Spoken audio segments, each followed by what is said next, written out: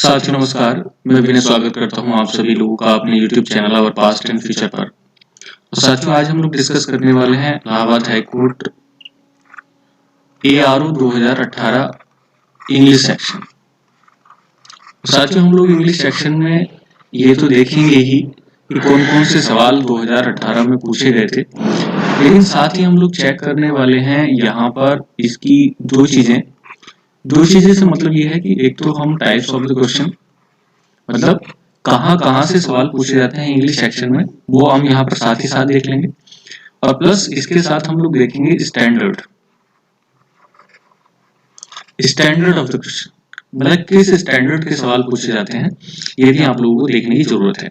तो साथियों आप अभी फिलहाल मेरे साथ 2018 के जो इंग्लिश सेक्शन है उसको कंप्लीट करें, और आने वाले दिनों में मैं आपके साथ शेयर करूंगा इंग्लिश स्ट्रेटजी, और इंग्लिश स्ट्रेटजी के साथ साथ जो इसका CBT 1 है, स्टेज 1 है। हम CBT तो कहना सही नहीं है क्योंकि वो कंप्यूटर बेस्ड टेस्ट होता है, लेकिन ये कंप्यूटर बेस्ड टेस्ट नहीं है। तो यहाँ पर आपका जो रिटर्न एग्जाम होता है उसके बारे में, और उसके साथ साथ जो दूसरा होता है वो कंप्यूटर बेस्ड टेस्ट होता है आपका स्किल टेस्ट। तो वहां के लिए भी मैं स्ट्रेटजी आप लोगों के साथ शेयर करूंगा।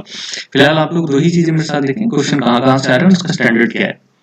चलिएगा, लगभग 50 क्वेश्चन आपको पूछे जाते हैं हर साल। तो उन 50 सवालों को कैसे हैंडल करना है ये भी हम लोग देखेंगे, लेकिन बाद में। फिलहाल आप पेपर देखिएगा। पहला है identify the word which is spelled correctly. जो वर्ड स्पेशली लिखा गया है करेक्ट करके उसको बताना है। तो राइट आंसर इज कंसेंसस। तो साथियों आप लोग स्पेलिंग वाला जो सेक्शन है उसको तो आप सीधे सीधे देख लें, क्योंकि हम लोग यहाँ पे डिस्कशन नहीं कर रहे हैं, सीधे सीधे हम देख रहे हैं। तो ये जो टर्म आता है SCENT, साथियों ये आता है नॉलेज के लिए, LEDG नॉलेज। तो नॉलेज का मतलब ज्ञान होता है, जैसे आपने सब पढ़ा होगा ओमनीसेंट, ये गुड के लिए इस्तेमाल होता है ओमनीसेंट, जो सब कुछ जानता हो, सेंट मतलब जानने से। तो ऐसी कंसेंसस का मतलब होता है कि व्यक्ति जो जागरूक हो, ये समझता हो कौन सी बात सही है कौन सी गलत, उसके लिए। Next, once in a blue moon. साथियों ब्लू मून की घटना आप ज्योग्राफी में देखेंगे, it is very rare type की इवेंट होती है, जो वैसे तो नेचुरली 2 से 3 सालों में होती है, लेकिन फिर भी आप लोग देखेंगे अभी ब्लू मून की घटना 2020 में की हुई, अक्टूबर 2020 में, और अब इसके बाद जो ये घटना होने वाली है 2039। तो इतना लंबा वेट करना पड़ेगा इस घटना के लिए। और once in a blue moon, तो आप समझ सकते हैं उसमें भी एक बार, जब ब्लू मून की घटना हो उसमें भी एक बार, तो कितना रेयर होगा कोई काम। तो इससे अंदाजा लगा सकते हैं इसका मतलब क्या होगा, N ancient incident that happens exactly या एक्सट्रीमली रेयरली, जो बहुत ज्यादा रेयर केस में होती है वो घटना कहलाती है once in a blue moon. और साथियों ये 2018 का पेपर है, ये जो नंबर लिखे हुए हैं ये मेरे ही हैं जो इंग्लिश सेक्शन में उस समय आए थे। तो आप लोग यहाँ पे भी काउंट कर सकते हैं कि मेरे नंबर कितने बने उस समय। चलिएगा, उसके बाद है क्लस्ट्रोफोबिया। तो साथ ही ये टर्म आपको पता होगा, फोबिया मतलब वन काइंड ऑफ फियर। तो एक डर होता है, जिस चीज का भी डर हो उस चीज के लिए। तो क्लस्ट्रो का मतलब होता है कि जो कन्फाइंड प्लेस होते हैं, कन्फाइंड मतलब क्लोज्ड, तो क्लोज्ड स्पेसेस का डर क्या कहलाता है, क्लस्ट्रोफोबिया। तो अभी तक आप देख करके आ रहे हैं, एक तो मिसस्पेल्ड पूछे गए हैं इसमें, और उसके साथ साथ जो इडियम्स पूछी गई हैं, तो अभी तक यही आया है। अगला देखिएगा, this is the boy who scored the highest marks. तो अगर हम इस सेंटेंस को नॉर्मली जोड़ें तो boy scored the highest marks, तो यहाँ पर एक ऐसा शब्द आने वाला है जो बॉय को ही रिप्रेजेंट करता हो, क्योंकि ये तो सब एक्स्ट्रा चीज है, boy scored the highest marks. तो ऐसे ही इसको शो करने वाला इट नहीं हो सकता, हुज नहीं हो सकता, विच नहीं हो सकता, क्योंकि सिलेक्शन नहीं है, चॉइस नहीं है कई सारों में से, इसलिए right word is who scored the highest marks. तो आप समझ सकते हैं कि यहाँ पर हु क्यों आ रहा है। साथियों क्योंकि यहाँ पर मैं समझा नहीं रहा ज्यादा, लेकिन आप लोग कोशिश करिए प्रीवियस ईयर के सवालों का स्टैंडर्ड देखते हुए और उनके सेक्शनों को देख करके आप अंदाजा लगाइएगा। अगला देखिएगा, यहाँ तो फिल इन द ब्लैंक्स हो गया, और उसके बाद आप देखेंगे कि ये एंटोनियम सिनोनिम यहाँ पे पूछे जा रहे हैं। एक मिनट चलिएगा, ये पूछा जा रहा है आपसे सिनोनिम। सिनोनिम में देखेंगे कंसेंसस, सॉरी कंसेंसस नहीं है, कॉन्सिक्वेंसेस है। कॉन्सिक्वेंसेस मतलब रिजल्ट्स। तो ये तो आपको सीधा सीधा पता होगा, बहुत प्रचलित शब्द है। तो नॉर्मल शब्द भी आपको मिल जाते हैं कई बार, और कई बार हैवी शब्द भी आपको मिलते हैं। I am feeling under the weather today sad Yashpal. तो आपको क्या बताना है, which of the given word describes Yashpal's state. Yashpal की जो अवस्था है वो बताने के लिए एप्रोप्रिएट वर्ड आपको बताना है, और ये वर्ड शो करता है अंडर द वेदर। साथ ही एक ईडियम है, और इस ईडियम का मतलब होता है इलनेस। तो उसकी हालत कैसी है आप अच्छी तरीके से समझ सकते हैं कि वो बीमार है, इल है। वैसे तो अंडर द वेदर अभी मैं अपनी प्रैक्टिस क्लास में बता चुका था, लेकिन फिर भी अभी कुछ लोग जो हमारी प्रैक्टिस क्लास से नहीं जुड़े थे या जिनको नहीं समझ आया था, तो वो लोग हमारी प्रैक्टिस क्लास से जुड़ जाएं। इसलिए मैंने अभी कुछ होल्ड करके रखी हैं क्लासेस। तो जब तक सारे लोग नहीं जुड़ जाते तब तक मैं उस क्लास को भी आगे नहीं बढ़ा रहा हूँ। तो चलिएगा नेक्स्ट देखते हैं। Choose the option that cannot be made by this letter. ये कोई बड़ा सवाल नहीं है साथियों कि इसके लेटर से कौन सा शब्द नहीं बनाया जा सकता है। जैसे आपको सीधे सीधे दिख रहा हो क्रोम, तो इसमें जो ई सेक्शन है वो इसमें कहीं भी नहीं है। E is not present. तो कहने का मतलब है कि इसमें ई प्रेजेंट नहीं है और इससे ये शब्द नहीं बनाया जा सकता है। तो इसलिए राइट आंसर है ये। तो आप समझ गए होंगे अभी तक क्या क्या है, मेरे साथ आप रिपीट कर लीजिएगा। अभी तक आपने देखा कि जो सिनोनिम्स हैं और फिल द ब्लैंक्स हैं, और ये कुछ रीजनिंग वाले सवाल है। ये रीजनिंग भी है, लेकिन इसको भी इंग्लिश के सेक्शन में ही ऐड करके रखा है, क्योंकि इंग्लिश की रीजनिंग है एक टाइप की, आप लोग देख सकते हैं। चलिएगा 145 के बाद हम चलते हैं 146। Which one following is wrong spelling. तो आप समझ सकते हैं कि पहला जो शब्द है वही गलत दिख रहा है। सही क्या है, EMBARRASS, एम्ब्रेस। एम्ब्रेस मतलब टू मेक समबडी शाय, या किसी को नीचा दिखाने से होता है। एम्ब्रेस करना है किसी को लज्जित करने से, ये शब्द होता है। तो आप अच्छी तरीके से इसको समझ सकते हैं। Next, giving money to the poor is an act of service to the poor. साथियों ऐसा व्यक्ति जो दानी होता है और लोगों को या गरीबों को पैसे देता है उसको हम क्या बोलते हैं, बेनिवोलेंट। तो आप एक सेक्शन में अपने और डाल लीजिएगा, ये क्या है, वन वर्ड। हाँ, तो साथियों आप लोग क्या करेंगे, इनको गिनते रहेंगे कौन कौन सी चीजें आ रही हैं। तो मैं बाद में फाइनली आपके साथ एक बार और लेकर के आऊंगा कि अभी क्या क्या चीजें हमें पढ़नी है। तो बेनिवोलेंट। नेक्स्ट, ऑफिशियल प्रोहिबिशन और ऑर्डर टू स्टॉप समथिंग। तो दिस इज बैन। जैसे मूवी भी बैन हो जाती है या किसी प्रकार का कोई भी ऐसा चीज या नियम जो प्रॉब्लम करता है उसको बंद करना, ये बैन होता है। चलिएगा नेक्स्ट हम देखते हैं। नेक्स्ट क्या है, select the odd one out from the following options. तो साथियों आप देखेंगे कि एक प्रकार का ये भी क्या है, रीजनिंग है। रीजनिंग है लेकिन इंग्लिश से जुड़ी हुई, इसलिए इसमें डाला गया है। तो आपको ध्यान रखना है कि जो इंग्लिश के वोकैब हैं वो कैब आपको विशेष याद रखनी है। तो चलिएगा आप देखते हैं इसमें क्या होता है। एक होता है यूलोजी। यूलोजी means one kind of praise. ये एक प्रकार की प्रशंसा होती है जब किसी भाषण में या स्पीच में किसी की प्रशंसा करते हैं। तो this has the same meaning.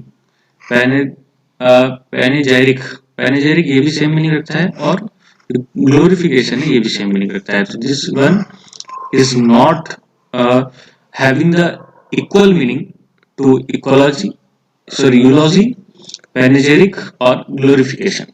इनके मीनिंग इक्वल नहीं है, इस वजह से इसको छोड़ा गया है। तो अब सवाल होता है कि इग्नोमिनी का मीनिंग क्या होता है। तो it is one kind of public embarrassment. किसी को सार्वजनिक तौर से बदनाम करना इग्नोमिनी होता है। चलिएगा नेक्स्ट है क्वागमायर।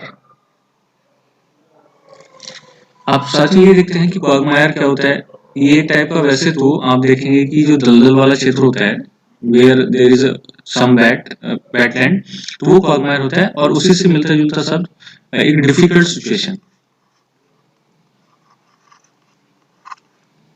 Difficult situation.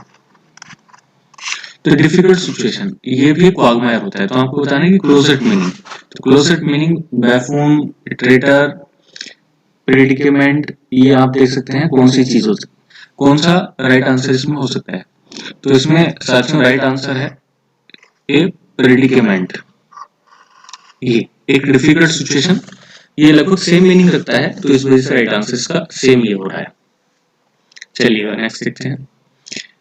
When I met Ram yesterday, it was the first time I him since my graduation। साथियों यहाँ पर थोड़ा सा ध्यान दीजिएगा, ये सवाल था जिसको पहले अलग नंबर दिया गया था, बाद में जब रिवाइज्ड आंसर की आई तो रिवाइज्ड आंसर की में हमें भी एक नंबर का फायदा मिला उस समय। तो आप देखेंगे कि हैव बीन सीन, तो सीन से पता चला है कि एक लंबा समय हो गया उससे मिले हुए ग्रेजुएशन से अब तक, इसलिए हैव बीन सीन का इस्तेमाल यहाँ पे किया गया था। तो बाद में फायदा हुआ एक नंबर का। नेक्स्ट देखेंगे बैम्बूजल का जो संबंध है हुडविंग से, वही रिक्लूस का संबंध बनाना है आपको अगले शब्द से। It is one kind of reasoning. तो अगर आप मेरी बात को समझ रहे हैं तो थोड़ा सा काम करिएगा, फिर मैं आपको बताऊंगा कि करना कैसे। बैम्बूजल मतलब होता है कि टू चीट समवन, चीट करना मतलब धोखा देना। हुडविंग का मतलब भी सेम होता है। रिक्लूस होता है a person who lives alone, एक ऐसा व्यक्ति जो सोसाइटी से अलग रहता हो, जिसे आप सन्यासी टाइप का कह सकते हैं, संत टाइप का कह सकते हैं। That's why the answer of this is hermit. उस समय गलत था लेकिन एक अलग बात है, बहुत लंबा समय हो गया तब से लेकर के अब तक, तो आप समझते रहेंगे। Next identify the adjunct. Adjunct मतलब एक टाइप का एडवर्ब ही है, इसको आप कंफ्यूज होने की आवश्यकता नहीं है। तो identify the adjunct in which following sentence, in which नहीं कह रहा, in following sentence every Wednesday the shop opens at 9 o'clock। साथियों एडवर्ब वो होती है दैट मॉडिफाइज ए वर्ब और कंप्लीट सेंटेंस। क्या क्या मॉडिफाई करता है? ये तो वर्ब को मॉडिफाई करता है या फिर कंप्लीट सेंटेंस को मॉडिफाई करता है। तो आप देख सकते हैं कि इसमें शॉप तो एक वैसी शब्द है, ओपन वर्ब है, 9 o'clock नॉर्मल टाइम है, तो ये तो हो नहीं सकता। तो this section modifies all the sentence, that's why it is adjunct. चलिएगा नेक्स्ट सवाल। स्पेशल सवाल पूछा गया था which gives the plural of the given word. Handful का प्लूरल क्या होता है? तो साथियों उस समय ये गलत हुआ, लेकिन आपको ध्यान रखना कि बाद में मुझे भी पता चला कि हैंडफुल्स इट इज द प्लूरल, हैंडफुल्स आप समझ सकते हैं। तो this one is the right answer. अब एक चीज आप अपनी और बढ़ा दीजिएगा इसमें। अभी तक आप देख रहे थे कि इसमें जो चीजें पूछी गई हैं वो तो हैं, उसके साथ साथ आप क्या देखेंगे, जो नॉर्मल चीजें होती हैं इंग्लिश की, जिसमें सिंगुलर, प्लूरल, जेंडर वगैरह, ये सारी चीजें जिसमें पूछी जाती हैं। तो एक नॉर्मल चीजें हम लोग नहीं ले सकते। शर्मिला हैज ए खालिस्तान approach to the management, she gets things done very efficiently rather than following theory. तो थ्योरी से कहीं ज्यादा वो उसकी इफिशिएंसी पर ध्यान देती हैं, मतलब उसके प्रैक्टिकल पे भी ज्यादा ध्यान देती हैं। और प्रैक्टिकल का सेंस लेने वाला कि जो चीज थ्योरी पे कम बेस्ड हो और प्रैक्टिकल पे ज्यादा, तो उसको हम बोलते हैं प्राग्मेटिक। तो pragmatic is the right answer. तो आप समझ सकते हैं कि यहाँ पर आपको भी पता चल रहा है this is kind of one word. तो वन वर्ड सब्स्टिट्यूशन भी यहाँ पर पूछे जाते हैं, तो आप लोग उस पर भी अपनी पकड़ बना करके रखें, और बाकी आप लोग समझदार हैं। Which is your skirt made from, आपकी स्कर्ट किस चीज से बनी हुई? It like wool, I won't be coming to work today, I खालिस्तान वेरी वेल। तो यहाँ पे फील का सेंस डालना है। साथियों यहाँ पे देखेंगे सबसे पहला सेंटेंस इट फील्स हो सकता है, फील्स हो सकता है, is feeling, it is feel, it is feeling, अब थर्ड देखिए, इट इज फीलिंग लाइक वूल, ऐसे इट फीलिंग वूल। तो चौथा ऑप्शन तो सीधा सीधा खत्म है, इससे तो कोई मतलब नहीं है दूसरे वाले पहले वाले में। डी वाले को देखें, I very well, I feeling very well, दूसरे में ये नहीं हो सकता, गलत। आई नॉट फीलिंग वेरी वेल, ये भी नहीं हो सकता। तो आई डोंट इस सेंटेंस को कंप्लीट करने के लिए, और यहाँ पे तो ऑटोमेटिकली आई फील्स। तो आप समझ सकते हैं इजी है, बिना कुछ जाने भी आप लोग ये सवाल कर सकते हैं। तो आप देख लीजिएगा। नेक्स्ट सवाल, महादेव लेफ्ट इन अ हरी, क्योंकि एस से आवाज आ रही है तो in a hurry, after eating a bowl of porridge and porridge जो भी है, एंड एन ऑरेंज, ऑरेंज है संतरा, तो इस तरीके से राइट आंसर हो जाएगा AAN, 1 मार्क्स गेट। उसके बाद है पैसेज, ये है पैसेज, अनसीन पैसेज। तो आपको एक चीज और ऐड कर लेनी कि इसमें पैसेज भी आते हैं साथियों। मैं ये नहीं कहता कि पैसेज का बहुत सारा रोल आता है साथियों, ये आपको ध्यान रखना है कि बस पैसेज से सवाल आएगा तो एक या आपका 2 सवाल, ज्यादा नहीं। तो आप देख सकते हैं नीचे, दुर्भाग्य रहा हमारा भी कि इससे 158 सवाल पे एक ही पैसेज से एक सवाल आया और वही हमारा गलत। तो आप देख सकते हैं, तो ये तो पैसेज आप खुद से पढ़ें और तब काम करें, क्योंकि इसमें समय लग जाएगा, इसलिए मैं नहीं बता रहा। Next, everything Khalistan this store is for sale, इस स्टोर में जो भी चीज है वो सेल के लिए है। तो inside everything in this store is for sale, वो सारी चीज सेल के लिए, तो मोटा मोटा सा आप खुद कर सकते हैं। Even though many were called for, बहुत सारे लोग बुलाए गए किसके लिए, for audition, few were chosen, और कुछ ही चुने गए। तो इसमें बताना है कि अ फिगर ऑफ स्पीच, लो जी। अब आपको खुद अंदाजा हो गया होगा कि इंग्लिश का मतलब इसमें नॉर्मल इंग्लिश नहीं है, लेकिन इसको कैसे टैकल करना है ये मैं आपको अगली बार बिल्कुल शेयर करूंगा। फिलहाल तो आप पेपर पे बिल्कुल ध्यान देते रहें। लेकिन जिसमें बात उल्टी है कि बुलाए गए थे बहुत सारे लोग, तो ऐसा जिसमें दो विपरीत बातें शामिल की जाएं तो उसे एंटीथेसिस बोलते हैं। It is figure of speech, one kind of figure of speech. चलिएगा, कोई दिक्कत नहीं, ये आप समझ गए। तो choose the correct option to complete idiom. आप देख रहे होंगे ईडियम दोबारा से, टू खालिस्तान थ्रू द ग्लास सीलिंग, तो किस लिए यूज करना है, जिसका मीन, वो ईडियम पूरी करनी जिसका मीनिंग है टू ओवरकम ए बैरियर, एक बैरियर को तोड़ना, एक रुकावट को तोड़ना। तो आप समझ रहे होंगे सीधा सीधा क्रैक हो सकता था, लेकिन इस टाइप से कोई ईडियम नहीं बनती, बीट से कोई मतलब नहीं, मैट से कोई मतलब नहीं। तो break through the glass ceiling, ये ईडियम। और ईडियम का आप कुछ नहीं कर सकते, इसमें कोई ट्रिक नहीं होती, ईडियम आपको सिर्फ रटनी होती है। यू आर टू माइंड, इस चीज को ध्यान रखना है। Next, the word approach can be used as, कैसे यूज कर सकता है, एक नाउन के तरीके पे, वर्ब के तरीके से, नाउन और एडजेक्टिव दो तरीके से, एडजेक्टिव एडवर्ब दो तरीके से, वर्ब नाउन और एडवर्ब तरीके से। ये और ऐड करिएगा साथियों, अभी पीछे बात आई थी, तो कोई नाउन है, प्रोनाउन है, एडजेक्टिव है या एडवर्ब है, ये जेंडर उसका बताना है, सिंगुलर प्लूरल आपको बताना है। तो you have no section left, आपके पास कोई भी सेक्शन बचा हुआ नहीं है, आपको प्रयोग करना है। अप्रोच आपको प्रयोग करने से पता चल जाएगी दो तरीके से प्रयोग होता है, नाउन के तरीके से भी और वर्ब के तरीके से भी। एडजेक्टिव के तरीके से नहीं प्रयोग होता है। अप्रोच का मतलब होता है पहुंचना भी, और अप्रोच मतलब आपकी पहुंच कहां तक है, ये भी इस बात से पता चलता है। चलिएगा नेक्स्ट सेक्शन, नेक्स्ट सवाल, द टीचर कंप्लेंट, शिकायत कर दी, शिकायत या तो किसी से करेंगे, तो जिससे भी कम करेंगे तो टू के साथ कनेक्ट करेंगे, लेकिन यहाँ पे ऐसा कोई ऑप्शन नहीं है, तो किसी के खिलाफ ही की जा सकती है। तो the teacher complaint against him when she met his mother, तो उसकी मम्मी से शिकायत करी है। तो आप देख सकते हैं कि यहाँ पे जिसके खिलाफ की जाएगी अगेंस्ट लगा करके हम लोग बच सकते हैं। नेक्स्ट, गैलीलियो दैट, अब देखो इसमें डिस्कवर्स, डिस्कवर्स, तो साथियों या तो ये लास्ट की बात है, द अर्थ राउंड द सन, और एक यूनिवर्सल ट्रूथ है।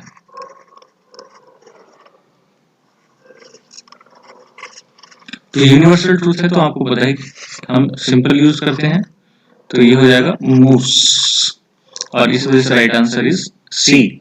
तो आप समझ सकते हैं। Next, we went to market yesterday to buy some fruits and furniture.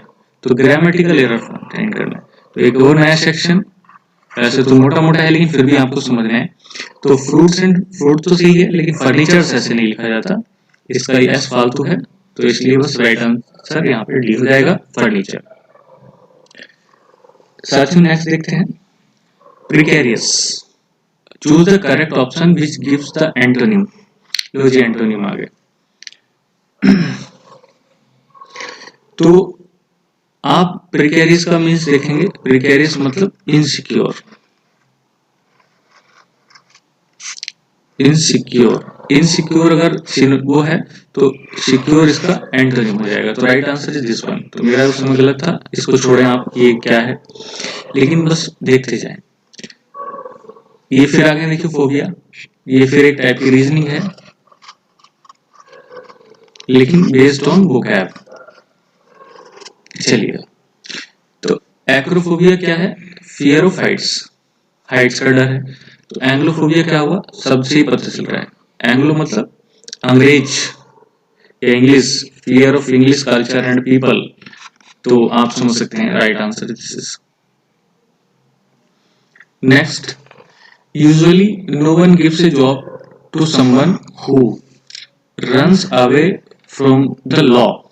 तो ऐसा व्यक्ति जो किसी कानून से बच करके भागता हो या इस तरीके की चीजें दिखाता हो, तो हम लोग उसके लिए क्या यूज करते हैं सब, फ्यूगिटिव, मतलब एक टाइप से बचता है जो, उसके लिए हम यूज करते हैं फ्यूगिटिव।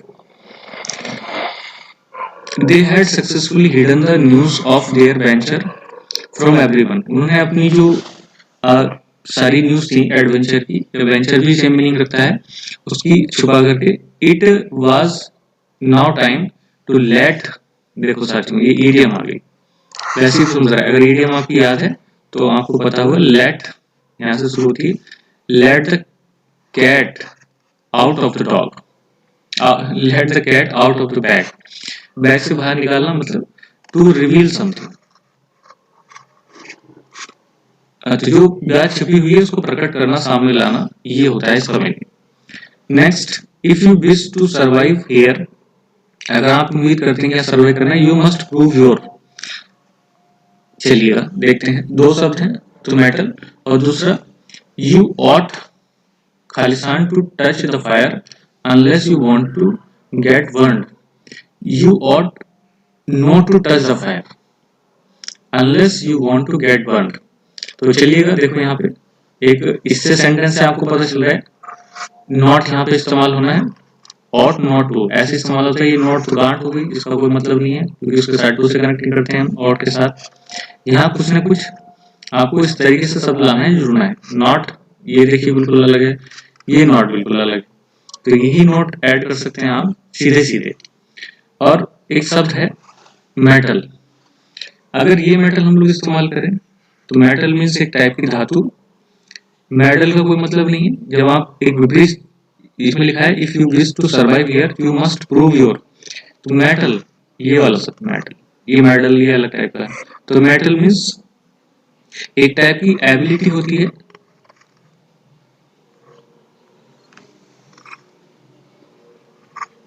एक टाइप की एबिलिटी होती है,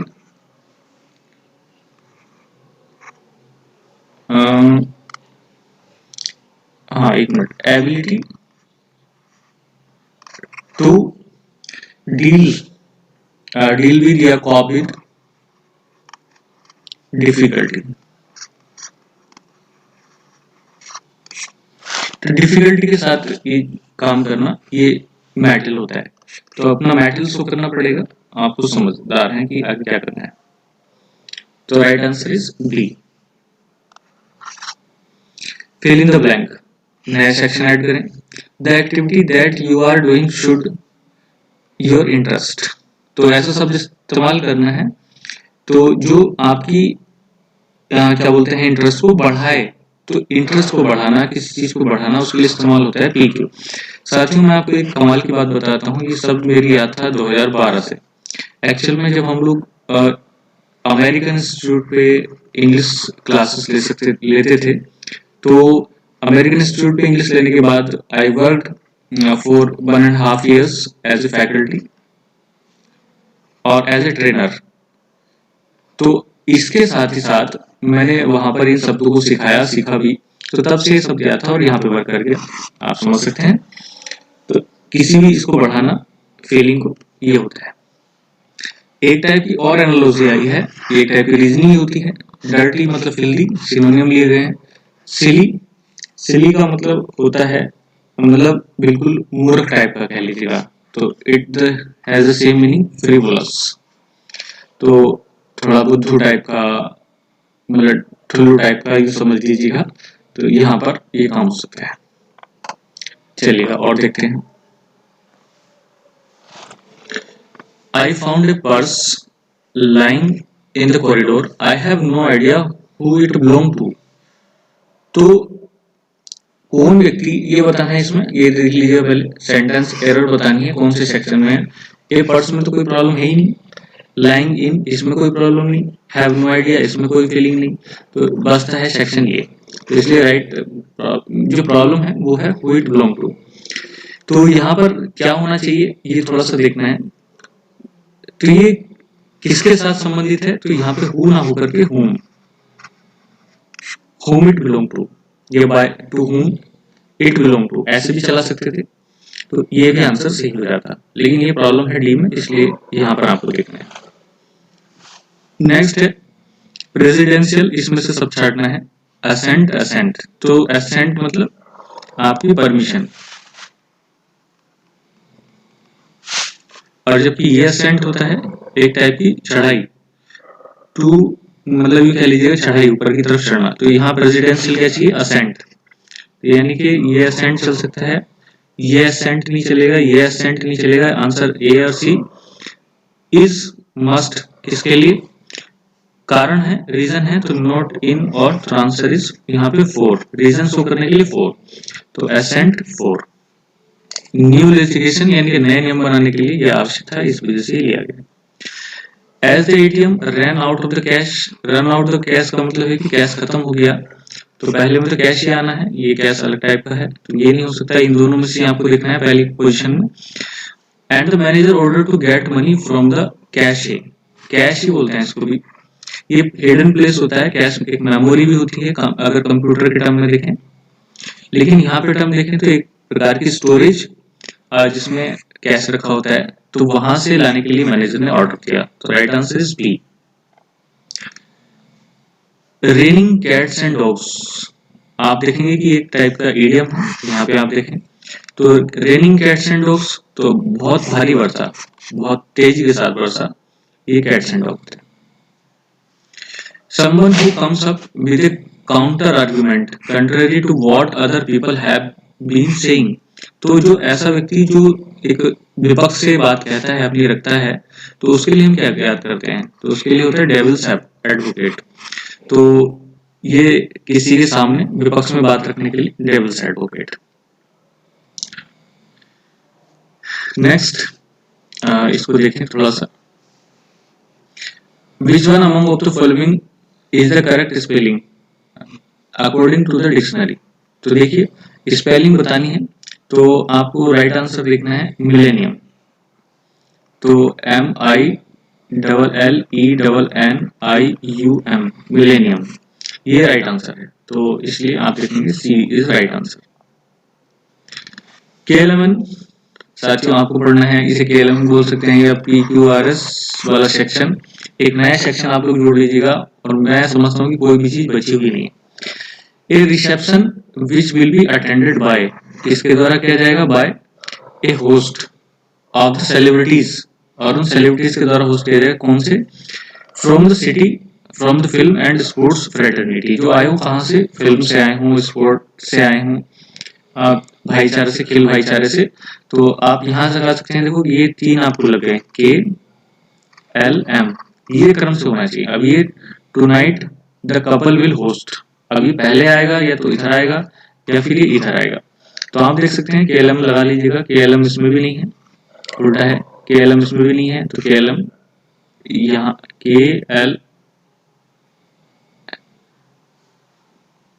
ये उल्टा हो गया साथियों, KML पहले नंबर पे तो ये है ही, इसके बाद आना था दूसरे नंबर पे ये, और तीसरे नंबर पे आना था ये। हमारे हिसाब से हम ये नंबर इसके हिसाब से नहीं काउंट कर रहे हैं, ये हमने एक सेंटेंस मोटा मोटा यहाँ से स्टार्ट किया, क्योंकि आगे जो जोड़ने वाला लास्ट वाला हिस्सा होता है ये देखना होता है किसके साथ अटैच हो रहा है। तो 3 अटैच किया हमने, और 3 के हिसाब से KML हमारा बैठा। अब इसके पहले भी हो सकता है या इसके बाद भी सेक्शन हो सकता है, तो KML आप देख सकते हैं इसमें, इसलिए राइट आंसर N। तो ये टुनाइट N से शुरू इन्होंने किया है, तो बस ये पहले लगा दीजिएगा। इस तरीके से इसको सॉल्व करना होता है। Identify the word that is spelled correctly, जो करेक्टली लिखा हो, तो आप देखेंगे कि जो राइट टर्म होता है वो होता है वेल वेदर। वेल वेदर क्या होता था, ये एक टाइप का ऐसा होता है व्यक्ति, एक टाइप का लीडर होता है जो एक परंपरा को आगे लेकर के चलता है। एक्चुअल में मिडाइवल हिस्ट्री में आप पढ़ेंगे, ये जो सबसे आगे भेड़ चलती थी शीप, उसके गले में घंटी बांध दी जाती थी, बेल। और होता क्या था कि वो आगे आगे चलती थी, बाकी सारी भेड़ें उसके पीछे पीछे चलती थी। तो इसलिए तब से टर्म आ गया वेल वेदर, जो एक परंपरा को चलाने वाला हो, बनाने वाला। टू टाई द नॉट बड़ा प्रचलित है, टू गेट मैरिड इसमें कुछ बताना नहीं है, सिंपल है। फिल इन द ब्लैंक फिर है माई गाइड खालिस्तान tell me if I wanted. तो साथ में देखो पास में जा रहा है, इफ के साथ जुड़ा हुआ है, तो आई टेलिंग का तो कोई मतलब नहीं है, माई गाइड टेलिंग, या तो इज टेलिंग होता, इसके साथ बी का सेक्शन लगना जरूरी होता है, लगा हुआ नहीं है। माई गाइड टेल मी लगा देते, लेकिन क्योंकि ये पास्ट में है तो इसलिए राइट आंसर इज टोल्ड, ये भी प्रेजेंट में है, हैज नहीं आता, और इस वजह से right answer told.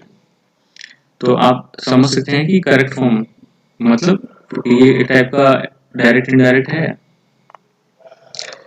Next, identify the word which is spelled correctly. तो साथियों ये देख लो, तो क्या मिस हो गया था उस समय भी। तो एक टाइप का ये प्लांट होता है, फ्लावर प्लांट, तो बोगेनविलिया। तो आप देख सकते हैं कितना बड़ा नाम है। स्टैंडर्ड तो ठीक ठाक है साथियों, लेकिन डरने की कोई बात नहीं है। Which one following option that appear last in the ordinary ordinary English dictionary. तो डिक्शनरी के हिसाब से जो लास्ट में आएगा वो टर्म बताना है। तो में आप देख सकते हैं, कोई दिक्कत नहीं है इसमें। नेक्स्ट, ये भी एक टाइप की साथियों ईडियम है, और इसको PQRS करके या LMN करके ये आप इसमें लगा दिया है। तो beauty lies in the eyes of the beholder, ये तो आप सीधा सीधा लगा सकते हैं। तो राइट आंसर KMLL, ये इस तरीके से। तो कौन सा राइट आंसर हो जाएगा? बी, आप समझ सकते हैं। नेक्स्ट शब्द है ट्रेड्यूस। ट्रेड्यूस मतलब speak badly of. Speak badly of मतलब ये स्पीक या टू टेल लाई अबाउट, किसी के बारे में गलत बात कहना, ये ट्रेड्यूस होता है। और इसी से जुलता मिलता शब्द होता है विलिफाई। इसमें लिखा है from the given option identify the word that does not signify the meaning of the word. तो इसमें ये बताना है वैसे कि कौन सा वर्ड सिग्निफाई नहीं करता है, तो ये तो गलत हो गया साथियों, इसको आप ही बताएं। चलिए, एक सवाल आज होमवर्क भी नहीं मिला हुआ है, इस पे आप ही बताएं तो कौन सा राइट आंसर होगा इसका। एक सवाल आपके लिए भी है। To stew in one's own juice. तो आप लोगों को देखना है, यहाँ पे बताना है एक इडियम दी हुई है और कौन सी चीज डिस्क्राइब करती है, ये सारी बातें। तो स्ट्यू का मतलब होता है टू कुक, मतलब क्या करना होता है, किसी चीज को किसी पानी वगैरह में किसी चीज में पकाना, तो वो कुक वो करना होता है, स्ट्यू करना। तो इन वंस ओन जूस, अपने ही जूस में उसको किसी भी चीज को कुक करेंगे, तो इसका मतलब to suffer the result of one's own actions, जो आपके ही एक्शन होंगे, अपने ही कार्य होंगे, उसको आपको ही सफर करना पड़ेगा, इसका मतलब ये हो जाता है। To make hay while the sun shine, जब धूप निकलती है तो हे मेक हे, तो क्या होता है, हे सूखी घास होती है, ड्राई, तो सुखा ली जाती है और ये बना देते हैं, जैसे सन निकल रहा है बाकी सबके काम आराम से चल रहे हैं। तो यहाँ पे अवसर का, यानी कि जब धूप निकलती है लोग में हे कर लेते हैं, यानी कि हे बना लेते हैं। तो यहाँ पे to make good use of opportunity, तो उस अवसर का फायदा उठा लेते हैं अगर कोई चीज चल रही है तो साथियों इस तरीके से हो गया आपके कंप्लीट सेक्शन। और मैं आपसे बता दूं कि आप देखेंगे कि इंग्लिश में अब कोई सेक्शन यहाँ पे नहीं बचा है जो आपके इलाहाबाद हाई कोर्ट में ना आता हो। तो एक अच्छा खासा रूल है इसका, वोकैब का और इंग्लिश के जो अदर सेक्शन है उनका। तो बस मैं किसी और दिन आपके साथ स्पेशल सेक्शन लेकर के उपस्थित होऊंगा या इंग्लिश स्ट्रेटजी लेकर के उपस्थित होऊंगा। आप लोग हमारे साथ जुड़े रहिएगा और नए सवालों के साथ, जिसमें अभी 2019 का आरओ का पेपर है, 2016 का आरओ का पेपर है, उनके भी मैं लेकर के उपस्थित होऊंगा। आप लोग बने रहिएगा अगली वीडियो तक। जय हिंद।